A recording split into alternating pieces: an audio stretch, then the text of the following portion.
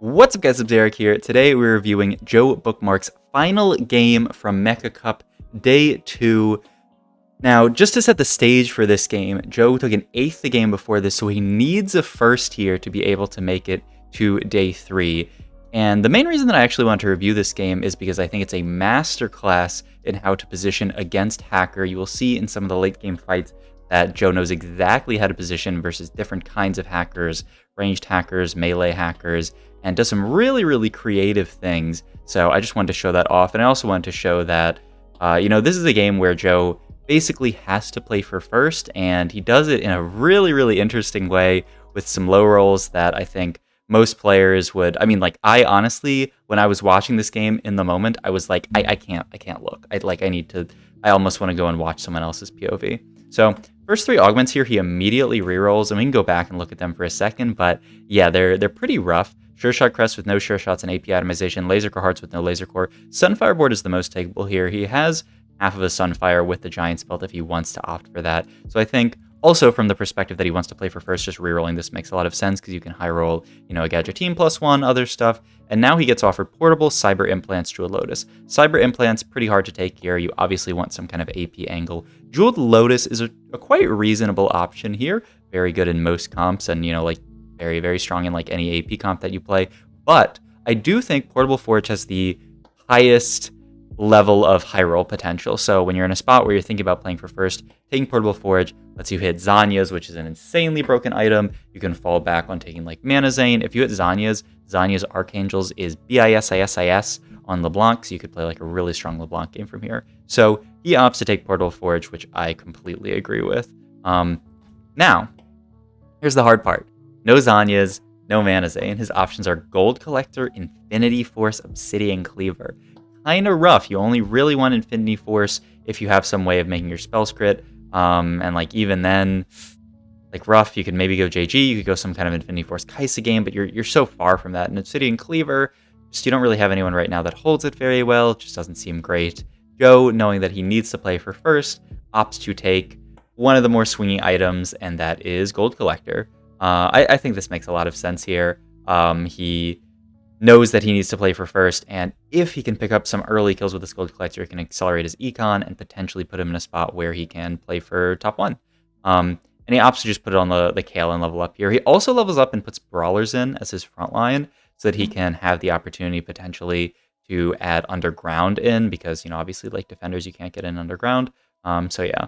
But this is where, I'm looking at this spot and I think, I don't know. I'm not the biggest fan of this spot. Gold Collector, I think, is a very weak item later in the game. They've actually nerfed it quite a bit from its glory a few sets ago. So it's an item where if you're not really hard win streaking and making a ton of gold, it's basically like playing down an item late game a lot of the time. It doesn't do that much, and it's actually very awkward to use in an AP situation. You have to get Jeweled Gauntlet or else it's basically doing nothing for you. So I honestly do not love this spot whatsoever. He farms a gold off the Gold Collector there. So, and what's actually so crazy about this fight? He gets 3 or 4 executes and only farms 1 gold. That's the other thing about Gold Collector is I believe the most recent nerf to it was that they decreased the chance of you hitting gold, which is rough, man. When you kill 4 units and get 1 gold, I don't enjoy that personally. But he's still gonna chill on this board. He's 2 loss streak, which is another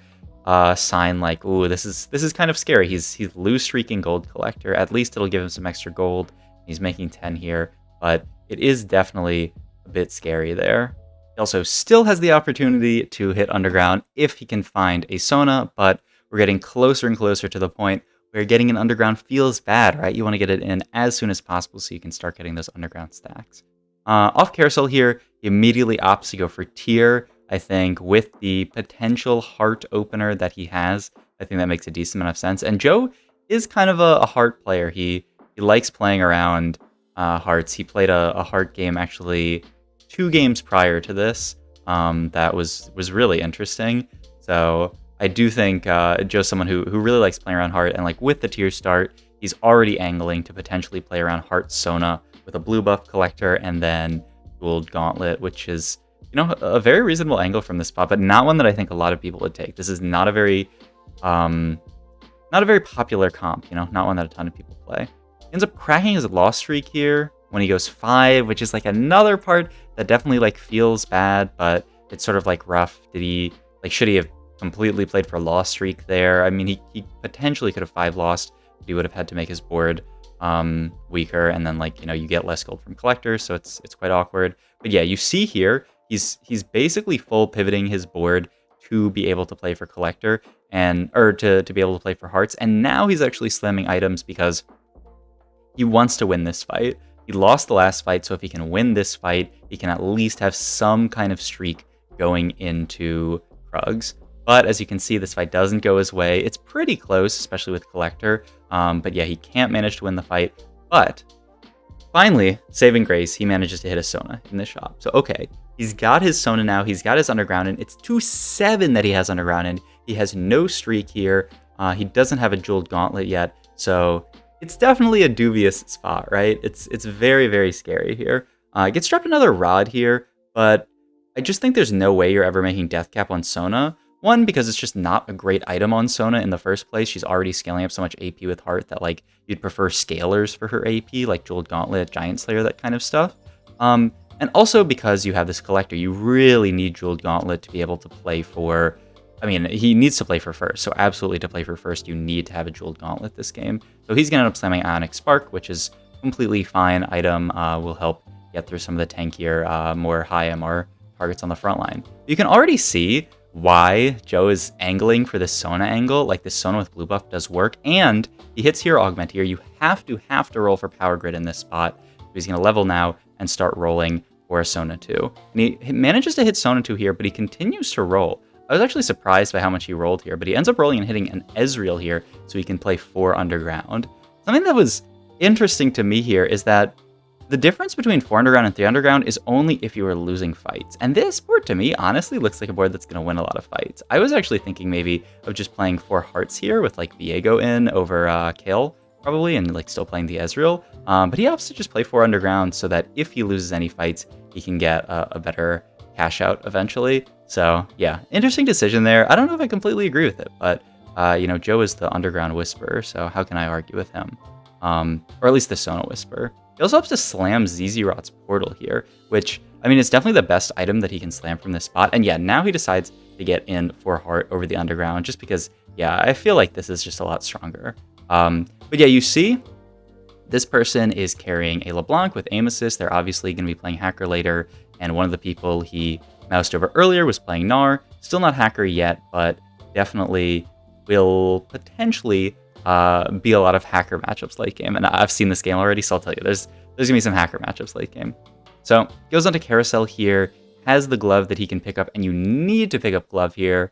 Absolutely. It spikes your board immensely, just giving your Sona the ability to crit, so she makes use of that crit chance. Also, just getting a 3rd item on your 2-star Power Chord Sona is a big, big spike. So absolutely take this. And he naturals a Sona and another Ezreal.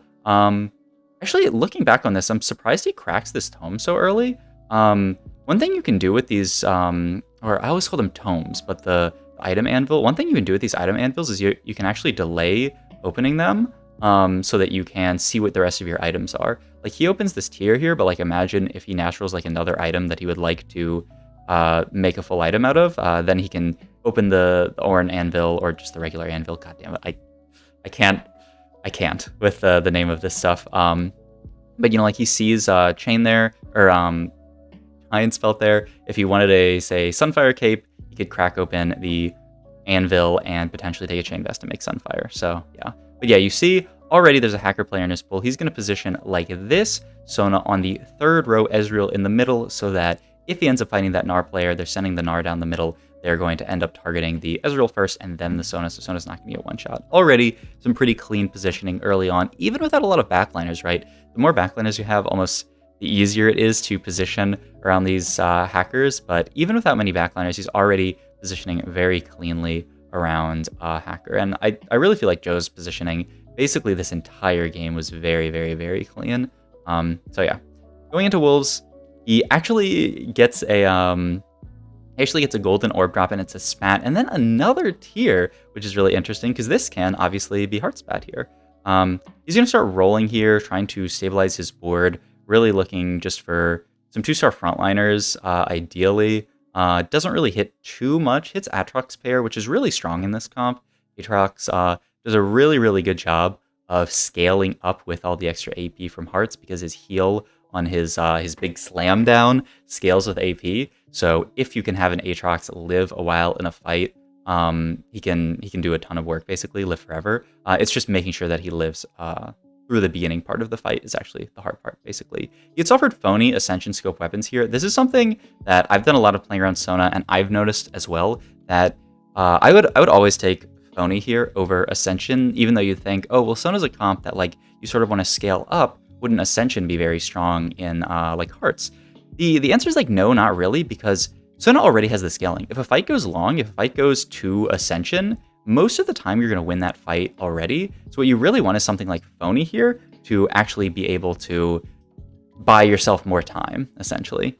This is like one of the fights. I think there's maybe one more where he gets unfortunate positioning versus Gnar.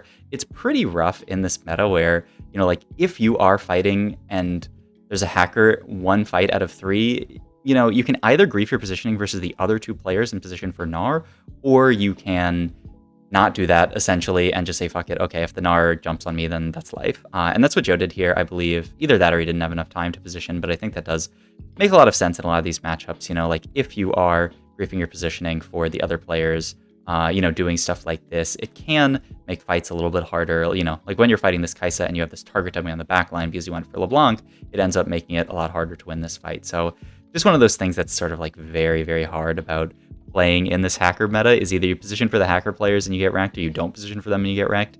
If you low roll matchmaking like Joe did here, he doesn't position for hacker, then plays hacker, then he positions for hacker, and then fights a non-hacker, it feels pretty bad. So if you're here in this game saying, oh, this is how all my games go versus hacker, it's so frustrating, just you wait. We're going to see some crazy stuff later in the game. It was 4-4, there's 51 HP. This is, like I was talking about, a spot where he needs to play for first, but he opts to cut and run here because, I mean, honestly, getting another cash out seems really, really tough from this spot, and he starts rolling for his Sona 3, and he already has 7 Sonas, which is honestly a pretty good spot to be in, and now he can cut underground, put items onto this Aatrox 2, get in 6 Heart plus Oxforce and Spellslinger, and honestly, he has a pretty good setup at this point. The big issue is that he does not have Sona 3, but honestly, like the person he fights here is quite strong and spiked. This is actually sort of an awkward spot in the tempo of this comp. You know, you're going to be fighting people who have gone level 8 and spiked their board at 4 or 5 in this situation, so you're expected to lose probably these next 2 fights, and so he's really rolling down to actually try to sort of like stem the bleeding and not take too much damage. This is actually, I was in a very similar position on one of my games, playing actually Sona Reroll, and I opted to try to greed super hard to go for first, but I actually really like what Joe does here, where he rolls down and tries to stabilize his board, because if he can hit a Sona 3, he'll actually have enough HP to potentially, you know, live and go top 1. Because, like, honestly, at this point in the game, the HP probably matters more than a little bit of extra gold, especially because, like, what are you actually adding to this board on level 8? There's nothing really crazy. He actually ends up winning that fight, by the way, where he gets Hacker Nard. So that, I think, is the last fight where he has positioning versus hacker that doesn't end up working out, I believe. I don't know. We'll see in the rest of the game, but yeah. Ends up getting Sword here. He really wants a defensive item for his Aatrox here, and he ends up being able to pick up Gargoyle components, which I think looks really, really good. But you see here, he rolls down to 10, doesn't find a single Sona there. Remember, he was 7 Sonas with over 50 gold. He's rolled basically all of that down and still hasn't found a Sona. Ends up being Gargoyles and then Gunblade here on Viego, which I think is perfect because this is an item for Aatrox. And now you can see the Aatrox scaling with Heart in fights like this. Every single cast, he's healing so much HP. Boom, another huge cast, and he is back to full. So now the main thing that he needs here is to actually end up hitting Sona. He sees a couple people dying, but that's actually not important for his spot in the tourney. He doesn't really care if anyone dies. He just needs to go top 1. He also ends up hitting a Syndra here, and then just rolls it down, basically, to see if he can find a Sona. But Syndra, of course, huge upgrade to this board. You can still play 6 Heart, but now you can throw in some good units. You can throw in this A-Soul, which will provide healing reduction, which he does not have. And he also even tiers the Syndra to get the early cast off. And then even throwing in another Power Grid Sona is not bad if she can get a cast off, but ends up always being thrown into the middle. But yeah, like this is a fight where definitely you know, like if he had Sona 3, he would easily win this fight, but he actually ends up winning the fight anyway, just because of how tanky his frontline is. Holds a Viego, and now that he has one more Sona, he is just going to start, as TFT players say, donkey rolling. He is just rolling it to 0 every single round, trying to find 3-star Sona, because it is such a huge spike, and the difference between being 37 HP and being, say, like 24 HP is really big. But you see already here the kind of positioning he is doing to end up beating this LeBlanc player. You know, he will put a target dummy on the last row so that the LeBlanc will end up targeting the target dummy, and he puts a unit in the middle so the LeBlanc ends up targeting there. And that's I would say sort of like basic positioning versus LeBlanc. We're going to see some even crazier stuff later. He has open item slots on his Viego too, so he opts to make Viego item here, which I think makes a ton of sense. Picks up the Titan's Resolve here as another item for Viego, which is definitely, you know, not bad. Viego scales up over the fight, and this is going to be an Ornn item. His options are Anima Visage, Obsidian Cleaver, Mana Zane. Obsidian Cleaver doesn't really do anything. He already has Ionic. And Anima Visage on Viego I don't think does much, so I do like here the Mana Zane onto Syndra here. He's going to roll it down once again and not find his Sona 3. He also last second swaps his positioning out of the anti-hacker positioning. He doesn't have time to get the target dummy to frontline, which I think ends up actually potentially costing him in this fight, because I feel like if this target dummy is tanking aggro, he might actually be able to win this fight, which is another... It just shows like how crucial positioning is in TFT, like tiny little thing there. But yeah, he's rolling it down, and he, at the last moment, actually, on his last roll, perfect 0, manages to find Sona. Okay, so he sees all these fights. He knows he's not fighting a hacker player here, so he's just going to spread out his team, basically, so he doesn't get wrecked by the AoE from Asol. That's really the main positioning thing that you have to do here. But this board that he's fighting obviously looks very strong. Asol 2, Samira 2, and Garen 2. After hitting Sona 3, you'd think his board would spike really hard and he would win every fight, but like this fight actually looks horrifying, especially because this guy's also level 850 gold. So from the position where saying like, okay, hey, I need to play for first, that looks really, really scary. Maybe the saving grace is that you had no units for Syndra to throw in, so if you can throw in some Ox Forces, maybe that'll buy more time, but a very, very scary fight there from the position of saying, okay, we need to play for first this game. But yeah, we will get item component here. There's nothing actually amazing in this spot. I don't actually recall what he takes here. Oh, actually, no. It's he ends up taking Bramble Vest for VA, which I actually like, because you don't really have a unit TG to lease into who really cares. I think Bramble Vest is the best that you can take. So yeah, we get to a point in the game now where he knows that he's fighting a hacker player. So he's going to position like this, and this is beautiful. Chef's kiss positioning, using 2 ranged units to block in Viego in the corner here. So LeBlanc is going to have to chew through that target dummy, and then Viego is going to come out, but then LeBlanc has to get stuck on the Viego. I mean, that is just absolutely beautiful positioning versus hacker. Trapping in your Ox Force Viego, so LeBlanc has to kill a dummy and then a Viego. I mean, that is just actually just perfect positioning versus them. Now he's fighting Maki Roll, which I don't remember which board. Oh yeah, Maki Roll is just the Kaisa board, so all he has to do is make sure that he is not clumping for Misfortune ultimate. That is the main thing, and then just frontlining these dummies. He also ends up fighting Clone here, and Maki Roll also is not Kaisa 3 in this position, so I feel like this usually is just a pretty free fight. I don't really see any world where Maki Roll wins this. So he's already on a 2-win streak. He can potentially push level 8 soon, though there's not much he can really get in here. He could add like a random Star Guardian. But yeah, like we were talking about before, just sort of like playing for HP, he immediately goes 8 here and just continues to play for HP, basically, which I think, you know, like the difference between taking a bad loss and dying at like 17, whereas like maybe if he has a better board, he can actually live with like an okay loss is really, really huge. So I support this fully. And he actually fights Tiny Jeff again, and with the inclusion of this Leona and with different positioning, he actually ends up stomping them and almost taking them down. So he's top 4 here. In any normal game of TFT, you'd be very happy with the top 4, but we are in tournament. We need a first here to be able to make it on to day 3. So he has to continue pressing on and trying to win all these matchups. Ends up taking a Shroud, which is just always a very strong item late game. Finds an Atrox, and then he finds this shop with double Aatrox in it. This is one play that I do think is a little sus, and like maybe it's just like nerves, but he actually ends up selling his Viego that he could have actually held on bench, and I feel like Viego's a better unit to hold. But once again, look at this beautiful positioning versus LeBlanc, just going back to the exact same positioning, trapping the Viego in the corner here. So look at this. The only problem is the Sona ult, or the Janna ult, I mean. But look, I mean, it was impossible for this player to actually get through all of the backline that Joe had, because he has to get through all those units. And now he's fighting a Hacker Gnar player. Okay, so the question is, okay, how are we going to swap up our positioning to deal with Hacker Gnar? Versus melee hackers, Joe's going to full clump like this, which means that there's not going to be a way for Gnar to actually get into this board. Even putting Gnar on the front line like this, Gnar ends up hackering over to here and then gets dragged by all the melee units that are on the front to the middle of the board. And look at this, Gnar has a lot of trouble getting through basically the entire team. Though you see here, like, my god, this Gnar unit, that was a very, very close fight. If Joe had only been a little stronger, had maybe like hit Sona earlier, he actually maybe could have killed Connor there if he had a few more units alive. So it's, I mean, these fights are so close. And now it's top 3, Joe playing against Connor, who is the Hacker Gnar player, and then Matty T, who is the Hacker LeBlanc player. Gonna get some gold off Urgot here, but yeah. This is actually another weird situation here, because Zephyr doesn't do much versus Hacker players, and he's stuck in a matchup against 2 Hacker players. I was actually thinking about potentially Edge of Night for Syndra here, just to keep her alive longer, but it's actually very tough.